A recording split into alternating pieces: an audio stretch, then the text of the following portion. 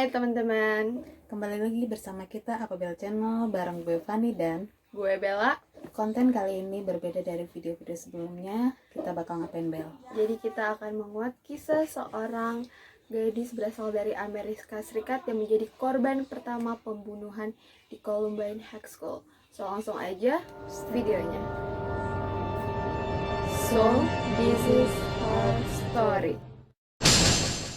Rachel Joy Scott adalah wanita religius dan ia menganut agama Kristiani, di mana ia memberikan kehidupannya kepada Tuhan walaupun ia selalu diajak oleh teman-temannya.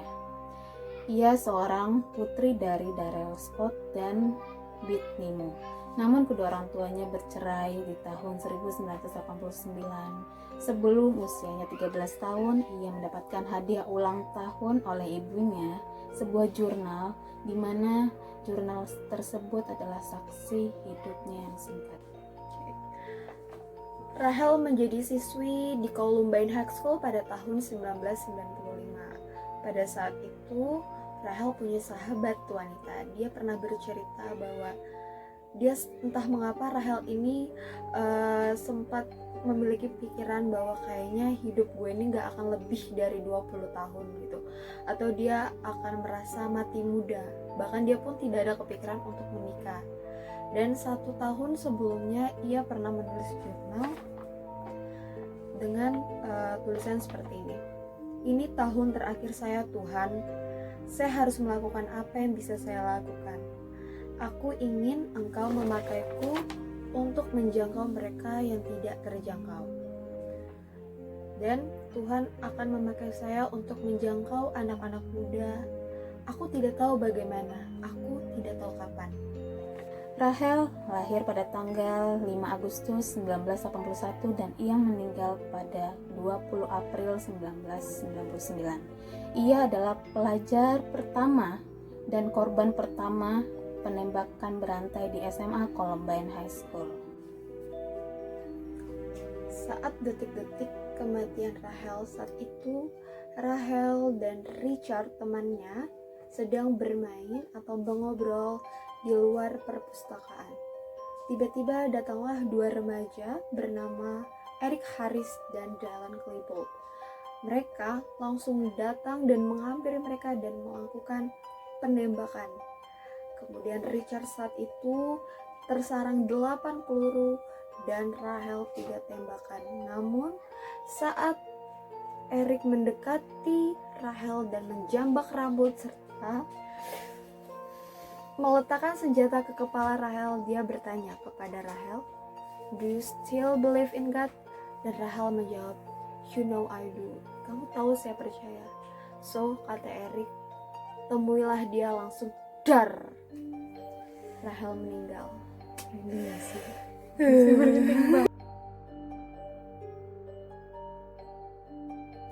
So, pada hari itu adalah kasus penembakan massal terbesar di Amerika Serikat, di mana 13 orang tewas termasuk Rachel, 24 orang terluka, dan serta 2 pelaku memilih untuk bunuh diri. Inilah kasus orang-orang penembakan massal tersebut.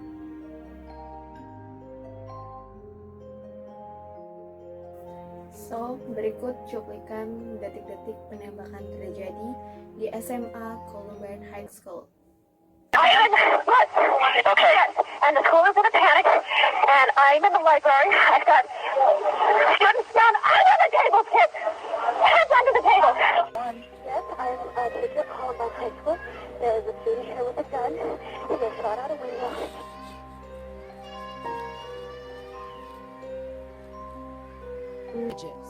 Who can forget the heartbreak? Everyone around me got shot, and I begged him for 10 minutes not to shoot me.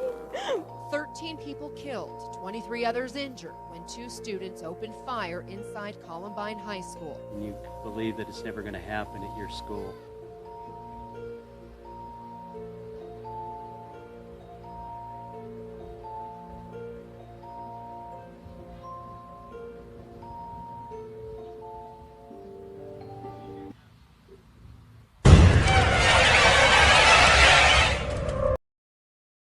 Bicara soal Eric dan Dylan, mereka itu siapa sih? Pasti dari kalian itu kan bertanya-tanya, penasaran. Di sini dia memiliki dua kepribadian berlawanan, di mana info dari teman-temannya, Eric memiliki pribadi yang ramah, karismatik, berbeda dengan Dylan, di mana dia itu sangat pendiam dan sering dibully oleh temannya. Pada tahun 98, ia memiliki kasus catatan kriminal di mana mereka membobol mobil serta mencuri peralatan senjata. Di mana kasus ini mereka sangat cermat dan sudah dilakukan ya, tahun 98 untuk pokoknya untuk perencanaan yes, mereka akan melakukan penembakan. Nah, pada tahun 1998 Eric dan Dylan itu sebenarnya sempat membuat Hitman for Hire, yaitu video untuk sebuah proyek sekolah di mana ia bersumpah dia melakukan kayak statement ke arah kamera bahwa mereka akan melakukan penembakan di sekolah.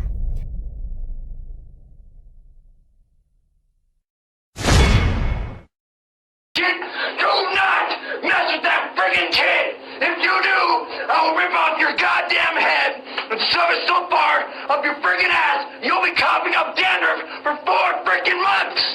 Look, I don't care what you say. If you ever touch him again, I will freaking kill you. I'm gonna pull out a goddamn shotgun and blow your damn head off. Do you understand, you little worth? Gila ya, pun kalau sekolah kayak gitu. Terus kemudian sebenarnya sebelum terjadinya penembakan, Brooks Brown adalah teman dari Eric Harris. Tapi hubungan mereka nggak baik karena mereka sempat berantem juga. Ada berselisih paham. Nah, Brown itu sempat bilang lah ke Eric waktu Eric tiba di sekolah. Dia bilang, lo kenapa nggak datang pas jam kelas pagi sekolah? Eric jawab, udah nggak masalah, kata si Eric. Kemudian Eric berkata lagi, Brown, I'll let you know, lo mending keluar deh dari sekolah ini. Terus karena Brown kayak udah nggak nyaman sama Eric, akhirnya Brown keluar dong dari sekolah. Dan pas mereka maksud gue pas Brown itu keluar dari sekolah, tepat jam 11:19 Brown mendengar penembakan di sekolah. So Brown untungnya aman kan ya, dia nggak kena penembakan karena mungkin Eric masih sayang sama Brown. Nah kemudian pada pukul 12:02 setelah penembakan pertama itu, Eric dan Dylan menuju ke perpustakaan dan mereka langsung melakukan penyerangan kepada teman-teman di perpustakaan tersebut. Nah 3-6 menit setelah berjalan, kemudian di pukul 12:08 akhirnya mereka memilih untuk bunuh diri dong. Nah tragis banget karena Eric itu bunuh dirinya, dia meletakkan punggung ke arah rak, kemudian meletakkan senjata ke atap mulut, sedangkan Dylan dia berlutut dan menembakkan dirinya secara berbarengan. Jadi mereka itu matinya secara berbarengan. Dan sempat katanya pernah dengar dari spekulasi di sana bahwa mereka itu sempat menghitung untuk mati berbarengan. Jadi kayak 1, 2, 3 dar. So, ya udah mereka akhirnya bunuh diri dong. Saat penguburan, 2.000 orang lebih menghadiri pemakaman Rachel, di mana di sini ia juga disiarkan langsung oleh CNN. Penonton ini lebih banyak dari penonton pemakaman Lady Diana. Why? Kenapa gitu? Apa sih yang terinspirasi dari kisah Rachel? Di sini Rachel sangat menginspirasi banyak orang dan ia itu sangat ramah kepada orang-orang sekitaran dia, dan dia itu taat pada ibadah.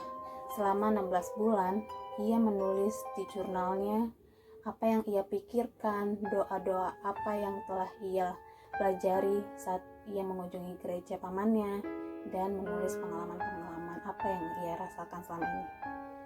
So, ini cuplikan video terakhir Rachel.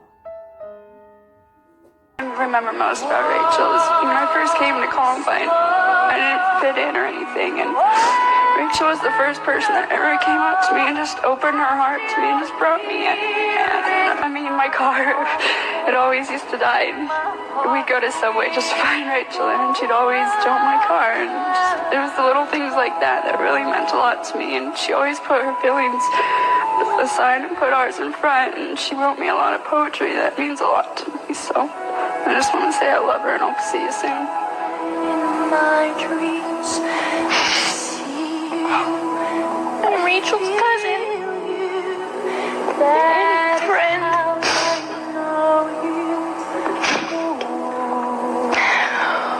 Di sini Rahel tercatat bagaimana bisa dia membuat siswa merasa diterima, menawarkan persahabatan kepada murid-murid yang tidak dipandang sebelah mata oleh teman-temannya. 1 bulan sebelum Rahel meninggal, dia menulis esai untuk tugas sekolahnya yang berjudul My Ethic, My Code of Life, di mana dia mengungkapkan bahwa belas kasihan adalah menunjukkan mengampuni, suka menolong, dan menunjukkan kemurahan hati kepada orang lain. 1 tahun setelah kematian Rahel, kedua orang tuanya pun menulis atau berkolaborasi untuk menulis buku yang berjudul Rahel Tales. Bicara tuntutan hukum pada April 2021, akhirnya keluarga korban menuntut keluarga Eric dan Dylan sebesar $2.538.000. Dan tidak hanya itu, mereka juga harus menanggung $32.000 untuk masa mendatang. Jadi harus banyak banget gak sih itu dolar yang harus mereka tanggung kan. Nah, banyak spekulasi yang bilang bahwa Dylan dan Eric ini suka banget menonton video-video game pembunuhan. Kemudian dia juga terinspirasi dari budaya GOTH. Gue juga gak tahu budaya GOTH itu apa.